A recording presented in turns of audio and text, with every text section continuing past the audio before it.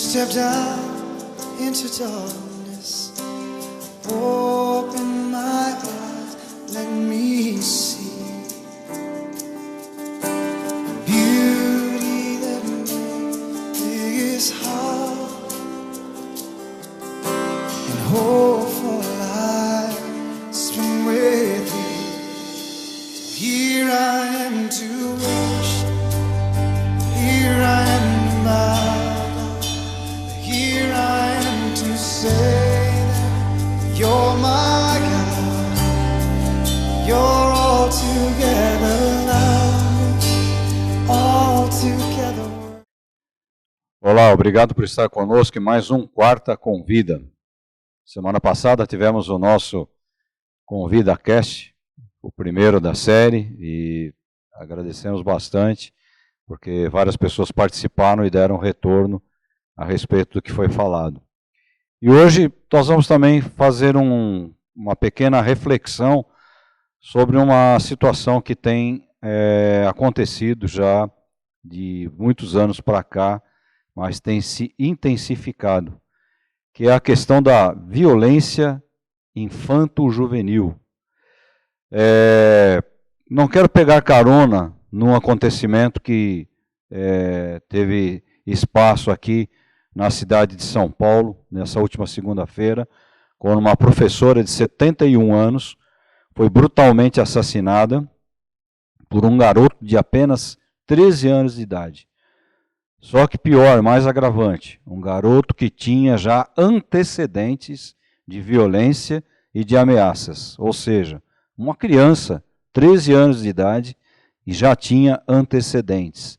Não quero ser oportunista, pegar carona nessa situação, porque essa não foi a última, não foi a primeira e nem será a última vez, infelizmente, que nós vamos estar presenciando ou tomando ciência de coisas desse tipo. Mas a pergunta que eu quero abrir aqui, essa nossa reflexão é: falhamos? A sociedade tem falhado? Porque é muito fácil as pessoas jogarem a culpa na sociedade. A sociedade falhou. Sim, mas a sociedade começa onde? O que é que faz parte? Do que é composta a sociedade? Principalmente a sociedade ela é composta de lares, não é? De famílias. Famílias não exatamente, às vezes, o pai, a mãe, o filho. Às vezes a família é a avó que cuida de uma criança, são os avós que passam maior tempo com os seus netos, enquanto os pais, às vezes essas crianças têm que trabalhar, têm que correr atrás de sustento. Às vezes são tios, às vezes são cuidadores, creches, etc, etc. Então é muito fácil quando a gente fala, a sociedade é culpada. Sim, mas a sociedade ela é uma composição de coisas. E o mais importante, e a base maior que nós temos na sociedade é o lar. Aí nós entramos então com o primeiro problema. Então veja, vamos partir aqui desse princípio. Onde começamos a falhar? Porque em algum ponto as coisas começaram a piorar. Se você pegar 100 anos atrás, os casos de violência certamente não são tantos quantos nós temos nos dias de hoje. Isso certamente. Se você fizer uma pesquisa, você fizer um levantamento, você vai ter essa convicção de que alguns anos atrás, 50 anos atrás, 60 anos atrás, as coisas não eram assim. Alguns podem alegar, mas a gente não sabia, não tinha tanta divulgação, não tinham tantos meios de comunicação como nós temos hoje. Se você pode correr atrás do que você quiser, mas certamente os casos não eram tão violentos, tão brutais como esses que nós estamos vendo, e em quantidade absurda como nós estamos vendo. Enquanto hoje o Quarta Convida, você está aí participando, e nós estamos comentando essa situação da segunda-feira, nesse interim, mais 2 casos de violência vieram à tona. Né? Um no Rio de Janeiro, onde o pessoal percebeu que o aluno estava armado com uma faca. Então veja que não é o revólver o problema, não é a arma de fogo, não é desarmar o povo que é o problema está bem mais enrustido do que nós podemos imaginar. O problema está bem anterior a isso aí que nós podemos imaginar. Então, enquanto isso aconteceu numa segunda-feira, na terça-feira ocorreu, ou na terça ou na própria segunda, um caso semelhante no Rio de Janeiro. Só que os professores, as pessoas da escola conseguiram identificar antes, então conseguiram coibir a ação do rapaz, do menino também. E nos Estados Unidos também é um caso de violência. Também há facadas, etc., com pessoas mortas, e também a coisa não foi pior porque conseguiram coibir, conseguiram segurar a criança, como foi, inclusive, na escola aqui em São Paulo. Então, aonde começamos a identificar? Aonde nós começamos a falhar? Nós começamos a falhar na transição do rigor que existia na escola anteriormente, né? De professores que davam a tal da palmatória, davam palmadas, ou com régua, ou com uma espécie de ripa nas mãos das crianças. Alguns davam nas nádegas das crianças para repreender situações de indisciplina. Então passamos desse contexto absurdo também, impróprio também, é óbvio. O professor não tem nenhum tipo de autonomia para bater ou para disciplinar filhos dos outros, né? Só que nós passamos desse período para um período de multiplicação das supostas liberdades de uma forma muito fácil. E nesse meio tempo, as coisas foram se perdendo. A filha de Billy Graham, um grande evangelista, um famoso evangelista norte-americano, pastor também, ela disse numa carta aberta, se você pesquisar na internet, você vai encontrar essa carta, mas ela diz numa carta aberta, aonde os Estados Unidos começaram a naufragar. Então ela vem pontuando uma série de coisas. E são coisas realmente muito fortes e são coisas muito pertinentes àquilo que nós estamos vendo nesse avanço, né? Nesse tipo de situações que nós estamos nos acostumando, infelizmente, a ver nos noticiários, etc. Então ela pontua uma série de situações. Por exemplo, deixaram de cantar o hino. Você pode dizer, mas não tem nada a ver. O hino nacional, sim, é o civismo. Deixaram de fazer as orações nas escolas. Isso eu estou falando dos Estados Unidos. Aqui no Brasil, atualmente, o nome Deus, o nome Jesus, está sendo proibido, talvez na maioria das escolas espalhadas pelo país. Então para não ofender as pessoas, você não pode falar o nome Deus, você não pode falar o nome Jesus. Quando você tira das pessoas essa oportunidade de ter acesso a um contexto de religião, você começa a falhar e a situação começa a naufragar. Então ela vai pontuando tudo isso. E isso em se tratando dos Estados Unidos da América. Então, voltando aqui para o nosso país, para o nosso contexto. Onde começamos a falhar? Começamos a falhar quando passamos de um rigor absurdo, dessa escola que punia, que queria disciplinar, que tinha palmatória, que tinha agressão, totalmente errado, para um sistema totalmente aberto, onde a criança ela vai passar de ano de qualquer maneira, ela não precisa estudar, ela é acompanhada, ela pode faltar quantas vezes quer, ou seja, a disciplina ela se perdeu nesse meio de caminho. Se perdeu dentro das casas, dentro dos lares. Antigamente, os cultos domésticos, os cultos nos lares, a leitura bíblica, a oração antes de uma refeição, a oração pela manhã, a oração à noite, em algum momento do dia, isso foi trocado. Foi trocado hoje, agora vamos começar a fazer as pontes. Hoje, pelo celular. O pai chega e dá um celular na mão de uma criança de 6, 7 anos, fala, preciso fazer o jantar, preciso fazer isso aqui, preciso descansar um pouco. E jogam a televisão, que há muitos anos está jogando lixo dentro dos lares, desinformação, informação errada, culturas erradas, doutrinamento, não é? As escolas cheias de professores que estão ali para fazer doutrinamento marxista, ensinando coisas erradas. Então, as coisas começaram a se perder aí. Eu, por exemplo, vivi no período militar. Estou com 62 anos, então peguei o auge do período militar, enquanto na escola. Não ditadura militar. Não havia ditadura. Um período militar. Comando militar. Que nós cantávamos hino nacional na escola, não é? Que nós Uma vez por semana acompanhávamos o hasteamento da bandeira nacional, da bandeira brasileira, que hoje virou um símbolo para alguns de partido político e para outros de antipartido político, mas eu aprendi como um símbolo da pátria. Para mim é um símbolo da pátria, como hino nacional, como selo nacional, como brasão de armas, né? Então, eu acho que as coisas começaram a se perder aí. A gente estudava educação moral e cívica. Educação moral e cívica. Ou seja, aprendíamos o que era o civismo, aprendíamos os princípios morais. E muitos dos livros, e talvez a grande maioria dos livros, baseados nas Escrituras, na Bíblia Sagrada. Aprendemos o que era uma organização social e política do Brasil, uma matéria chamada OSPB. Essas matérias se perderam. Respeito aos professores, eu aprendi dentro da minha casa. Dentro da minha casa, os meus pais me ensinaram a respeitar os professores.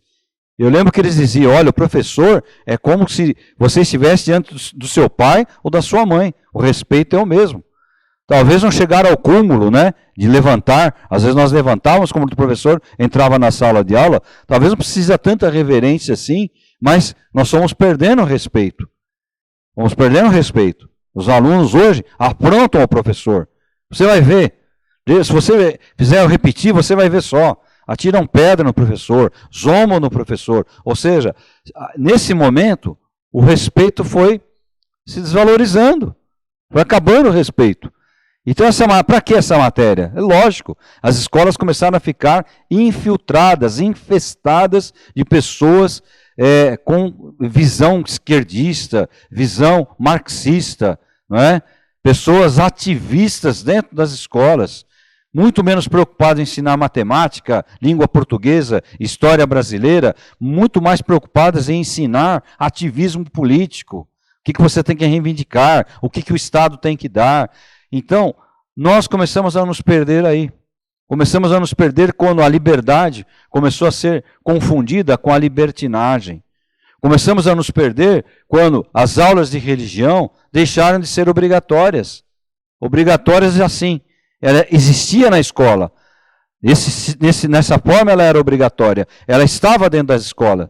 As igrejas, tanto as pastorais da terra, as pastorais católicas, como as igrejas evangélicas, elas tinham liberdade de ter uma classe dentro das escolas. Então, nesse sentido, era obrigatório. Agora participavam as crianças que os pais autorizavam. Olha, não quero que meu filho não participe. Assinava lá um termo, acabou, o filho não participa. Não era obrigatório a criança participar, mas a escola ter a educação religiosa era obrigatório.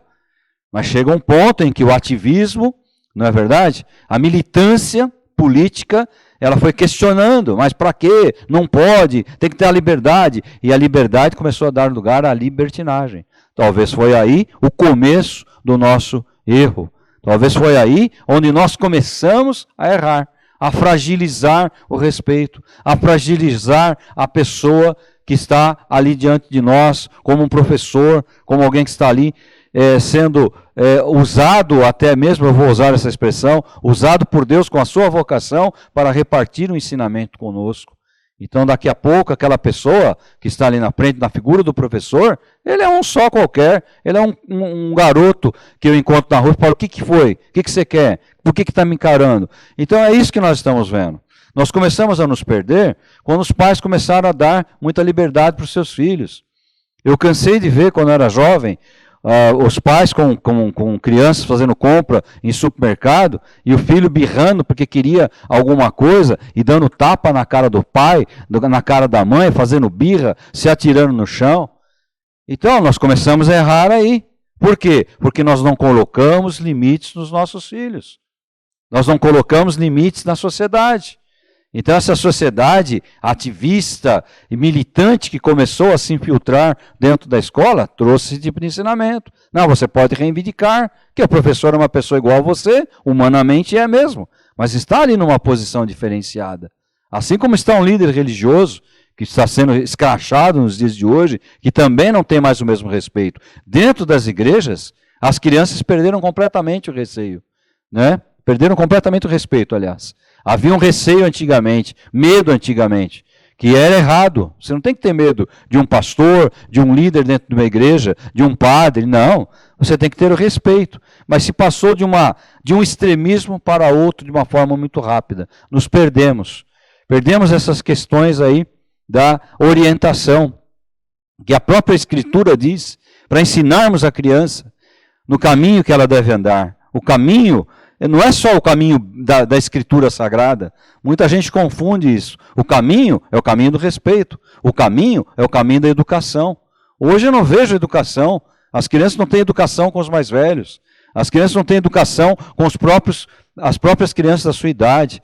Outra coisa que nós erramos, nós começamos a tornar os nossos filhos adultos antes da hora. Nós começamos a tornar os nossos filhos achando bonito que eles foram pulando etapas. Então, essa situação que a gente vê já acontecer há muito tempo, nós vemos que isso aí está trazendo um prejuízo hoje. Ou seja, nós queremos pular etapas. A etapa de jogar um futebol, de brincar de bola, da menina brincar de boneca, isso não existe mais. E temos a facilidade hoje das redes sociais. Você com o celular na mão, você procura no celular e você encontra todo tipo de lixo que existe. Facebook, o Instagram e outros são bons para cortar você, podar você, quando você, às vezes, faz uma citação contra o governo, que é o que eles gostam, é a preferência deles. Lá eles vão e querem vir lá com uma lição de moral em cima de você, mas você vê prostituição, engano, você vê pedofilia rolando aberto, você pega o celular, você acha isso aos montes aí. Isso eles não coíbem. Ah, a gente não consegue. Como é que não consegue? Se vigiam uma frase de uma pessoa comum como eu aí, que alcança no máximo 100 pessoas, e vem lá e me poda, como que não consegue ver as outras coisas? Então, há um misto. A sociedade ela se perdeu. Quando nós achamos bonito esse avanço da maturidade dos nossos filhos, olha que bonito, minha filha tem 12, 13 anos e já é uma mocinha. Espera um pouquinho. Sim, mas tudo tem o seu tempo. Olha meu filho mexe com as meninas na escola, meu filho já dá uma bicadinha na cerveja, na pinga aqui, ó, minha filha é macho. Nós estamos pagando o preço disso tudo hoje. Uma criança não entra numa escola com uma faca maquinada na cabeça dela, uma criança, 13 anos, a fim de matar uma professora, porque não foi com a cara da professora, porque não gostou da professora, porque a professora deu uma bronca nele. Né? Um educador aí falando, mas a gente tem que ver que sofreu bullying. Para com isso, meu. Que é isso? Quer dizer que agora o bullying, uma brincadeira, você zombar da cara de alguém, é a habilitação que você tem para tirar a vida de outro, para agir com violência? Bullying sempre existiu, era outro nome. Isso aí, quando eu cresci na escola, a gente brincava, o gordinho, ou o vesgo, ou não sei o quê. Os meus amigos, nenhum se tornou bandido, não.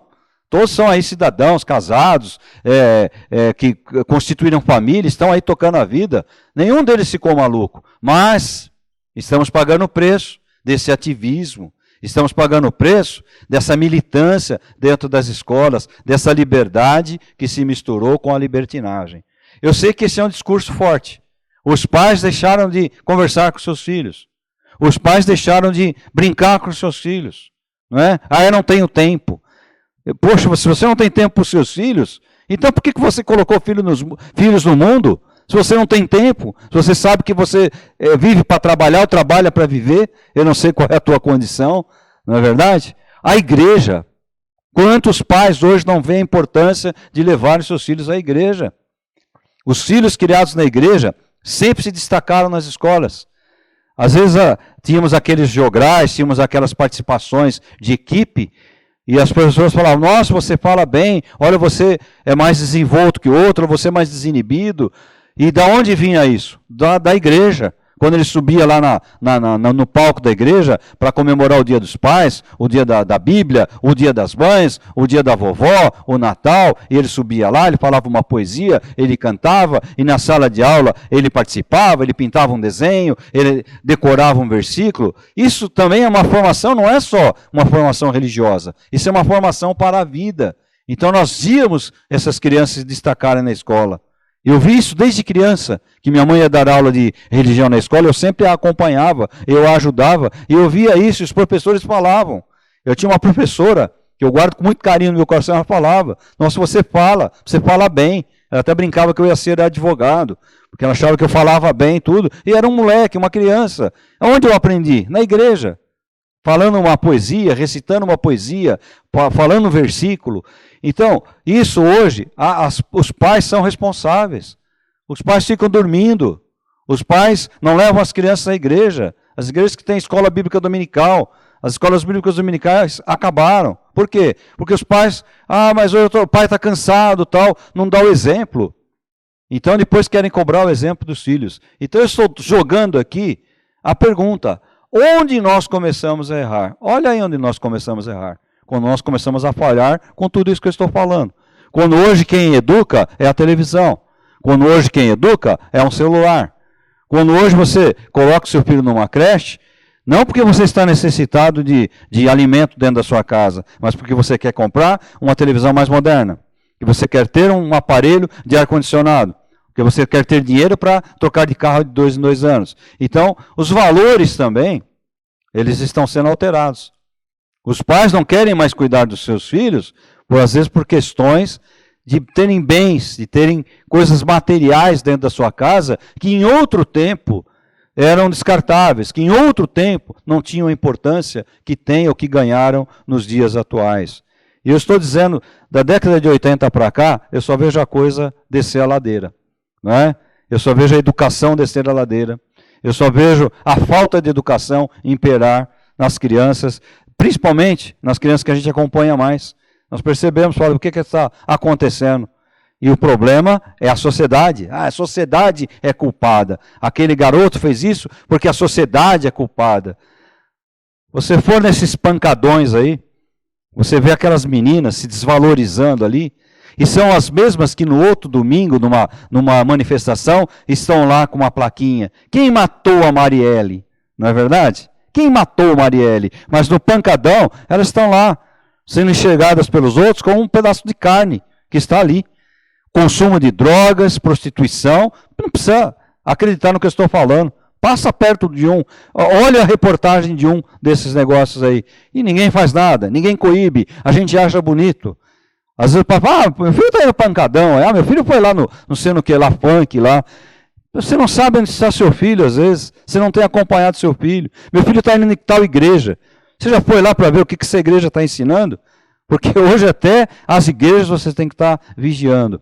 Foi o ponto que nós chegamos. Onde nós começamos a errar? Lá atrás.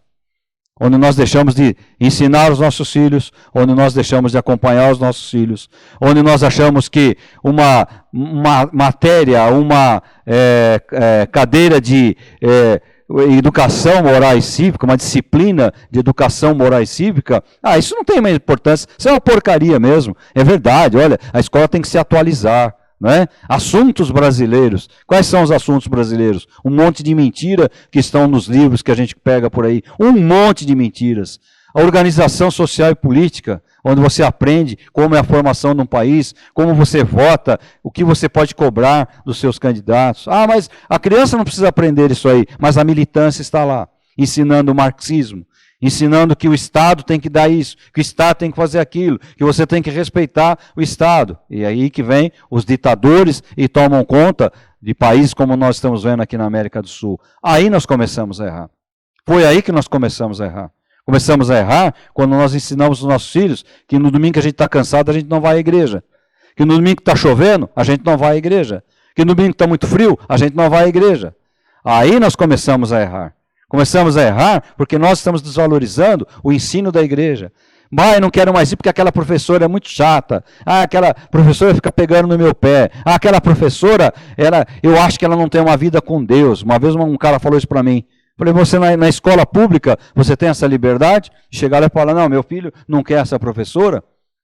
Então pega alguém dentro da igreja, é fácil, né? Você falar, meu filho não vai mais à igreja. Então aí nós começamos a errar. Porque nós contribuímos com a desvalorização daquilo que tem que ser valorizado. A igreja, o ensino dentro da igreja, a participação dos seus filhos dentro da igreja. Então, em muitos lugares nós começamos a errar. Quando nós aceitamos que o nome de Jesus não pode mais ser pronunciado na escola. Calados, quietinhos. Ninguém, eu não vi uma manifestação dos cristãos, de nenhum deles, não é? Dizendo, opa, pera um pouquinho, que negócio é esse? Nós vamos estar dentro da escola. Vai o pai, libera a criança que quiser, mas a aula de religião ela tem que estar dentro da escola. Né? Falar, não pode fazer uma oração, não pode orar um Pai Nosso dentro da escola, e nós aceitamos, e nós estamos baixando a cabeça. Então aí nós começamos a errar. Então isso que nós estamos vendo aí, aos montes de uns 30 anos para cá, aos montes, são vários massacres em todas as sociedades, principalmente na sociedade ocidental, que era a sociedade mais cristianizada que tinha. E hoje, o cristianismo está sendo ridicularizado. O preço está aí. Nós estamos simplesmente vendo o preço. É aquele dinheiro que você aplica na poupança, R$1.000 no final do ano, você vai lá e quer pelo menos ter R$1.050, R$1.040, rendeu alguma coisinha. Então hoje nós estamos colhendo o rendimento de tudo isso que nós plantamos aí nesse tempo todo. Onde nós começamos a errar? Eu dei aqui um monte de coisas, e de situações, e de um relatório, que você pode pular, você pode brigar comigo, você pode ralhar comigo, mas você sabe que eu estou aqui contando fatos, eu estou aqui trazendo fatos e situações. Nós começamos a errar. Quando os nossos filhos ficam assistindo Big Brother, quando a gente acha que isso é normal, é bacana, ficar olhando a vida dos outros, prostituição ao vivo e a cores na televisão. Então, tudo isso é uma somatória. Estou dando aqui exemplos pífios, mas eu estou dando exemplos, e talvez os exemplos falam mais aos nossos ouvidos. Então é aí que nós começamos a errar. E hoje nós começamos a colher. Nossa, como é que pode? Uma criança, ela é vítima da sociedade, ela é vítima, sabe, isso é uma ofensa. Aquelas pessoas pobres que às vezes moram em comunidades porque não têm mesmo recurso, mas que dão a educação para os seus filhos. A educação não é coisa boa, não é coisa, o melhor tênis, a melhor roupa. A educação é a educação, é aquilo que vem do berço, aquilo que fala, filho, você vai estudar, filho, você vai trabalhar, você vai ganhar com o suor do teu rosto. Não é ensinar que o mais fácil que é o melhor. Ah, mas na comunidade todo mundo é bandido. Se engana quem fala isso, não é? Se engana. O erro do nosso país e de muitos países foi deixar o crime tomar conta desses lugares. Esse foi o erro. Há lugares aí, só o ministro da Justiça que entra. Nós não podemos nem passar na calçada. A polícia só entra lá quando a polícia é autorizada. Esse é o fim do mundo. Então, nós começamos a errar lá atrás. Hoje, nós estamos pagando o preço de tudo isso aí. Uma criança que entra na escola, com a arma que ele viu lá o pai, guardar, ou com uma faca, porque a faca você não pode tirar, em qualquer lugar, ele acha uma lâmina, alguma coisa, e vai projetando na internet. O seu filho que você pensa, está lá vendo desenho na internet, é um joguinho, é um desafio, não é? Quantas crianças têm morrido com esse negócio de desafio? Ah, mas não tem nada, é para perder o tempo, é porque posso fazer alguma coisa. Você não acompanha.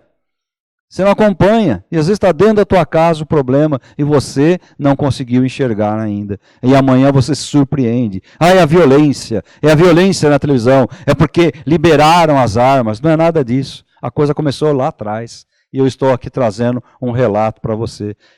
Ouça isso várias vezes. Veja, eu não sou perfeito não.